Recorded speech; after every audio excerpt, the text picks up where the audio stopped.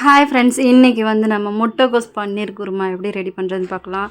இது உங்களுக்கு உண்மையாகவே செஞ்சு பாருங்கள், டேஸ்ட்டாக இருக்கும். இது எதுக்கெல்லாம் சாப்பிட்லாம் அப்படின்ற சொல்கிறேன். நம்ம சேனலுக்கு யாராவது புதுசாக வந்திருக்கீங்க அப்படின்னா சேனலை லைக் பண்ணிவிட்டு சப்ஸ்கிரைப் பண்ணிக்கோங்க. இதுக்கு நான் ஃபஸ்ட்டு வந்து முட்டைகோஸை நைஸாக கட் பண்ணி எடுத்துகிட்டு ஒரு தக்காளி வெங்காயம் எடுத்துக்கிட்டேன்.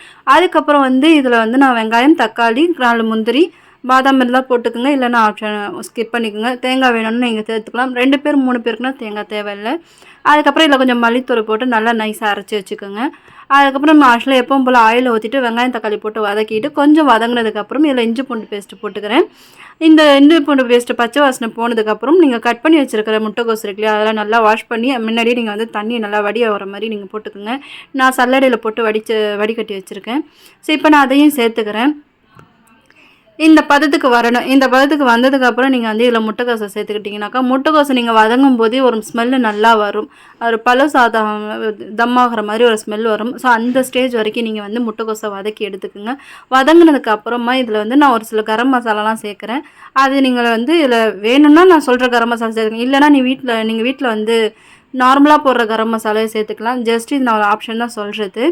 இதெல்லாம் நான் வந்து இங்கே நல்லா வதக்கிறதுக்கு முன்னாடியே வந்து நான் இப்போ வந்து மிளகாய்த்தூள், மஞ்சத்தூள், கரம் மசாலா, சிக்கன் மசாலா, கொஞ்சம் மட்டன் மசாலா எடுத்துக்கிட்டேன்.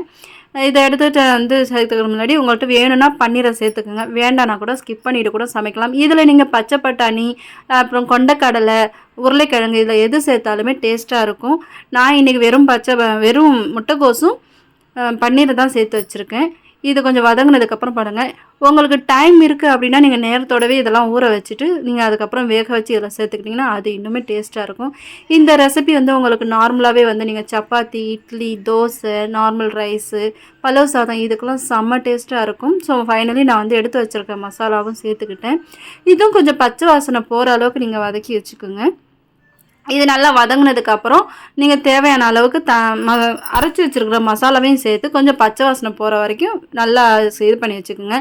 பச்சை வாசனை போனதுக்கப்புறம் தேவையான அளவுக்கு தண்ணி ஊற்றி வச்சு மூடிடுங்க. உப்பெல்லாம் கரெக்டாக இருக்கான்னு பார்த்துக்குங்க. காரம் உங்களுக்கு தேவையான அளவுக்கு போட்டுங்க. நான் எனக்கு தேவையான அளவுக்கு போட்டிருக்கேன். ஸோ இதெல்லாம் போட்டுட்டு ஃபைனலி நல்லா கொதிக்க விட்டுட்டேன். இந்த மாதிரி நீங்களும் டெய்லி வந்து ஏதாவது டிஃப்ரெண்ட்டாக சமைச்சு பார்க்கலாம். இதெல்லாம் செம்மையாக இருக்கும். நீங்கள் உண்மையாகவே பரோட்டாக்கெல்லாம் இதெல்லாம் வச்சு சாப்பிடும்போது பரோட்டா குருமாவுக்கு செம்ம டேஸ்ட்டாக இருக்கும். நீங்கள் ட்ரை பண்ணி பாருங்கள். கண்டிப்பாக ட்ரை பண்ணி பார்த்துட்டு எனக்கு கமெண்டில் சொல்லுங்கள். நம்ம சேனலுக்கு யாராவது புதுசாக வந்திருக்கீங்க அப்படின்னா லைக் பண்ணிக்கோங்க. வீடியோ ஸ்கிப் பண்ணாமல் பாருங்கள். நிறைய நான் வந்து குக்கிங் விளாக் போட்டிருக்கேன். ஸோ உங்களுக்கு யூஸ்ஃபுல்லாக தான் இருக்கும். எல்லாமே உங்களுக்கு சமைச்சு பாருங்கள், பெனிஃபிட்டாகவும் இருக்கும். நல்லா வீட்டில் வந்து நல்லாயிருக்கு அப்படின்னு சொல்லுவாங்க. அந்தளவுக்கு ஒரு டேஸ்ட்டு கொடுக்கும். ஸோ இன்றைக்கி நான் வந்து அந்த மாதிரி தான் சமைச்சு வச்சுருக்கேன். இன்றைக்கி டிஃப்ரெண்ட்டாக தான் ட்ரை பண்ணேன். இது ஒயிட் ரைஸ்க்கே நல்லா இருந்தது. அப்போ கீ சாதம், அதுக்கப்புறம் இந்த சப்பாத்தி இதுக்கெலாம் இன்னும் டேஸ்ட்டாக இருக்கும். அதனால தான் சொல்கிறேன், இந்த மாதிரி ஒரு டைம் நீங்கள் சமைச்சு பாருங்கள் அப்படின்னு சொல்லிட்டு. ஃபைனலி இது கொதிச்சதுக்கப்புறம் நான் கொத்தமல்லி தூவி கிண்ணத்தில் இறக்கின்னு பாருங்கள். பார்க்கவே எவ்வளோ டேஸ்ட்டாக இருக்கும். ஒரு கறி குழம்பு மாதிரி தெரியுது இல்லையா? இதை நீங்கள் வந்து சாப்பிடும்போது அப்படி ஒரு டேஸ்ட் இருக்கும். இன்றைக்கி எங்கள் வீட்டில் இதுதான் ஸ்பெஷல். உங்கள் வீட்டில் என்ன ஸ்பெஷல் அப்படின்னு சொல்லுங்கள். வீடியோ கண்டிப்பாக உங்களுக்கு பிடிச்சிருக்குன்னு நினைக்கிறேன். பிடிச்சிருந்தா லைக் அண்ட் ஷேர் பண்ணிட்டு சப்ஸ்கிரைப் பண்ணிக்கோங்க. தேங்க்ஸ் ஃபார் வாட்சிங்.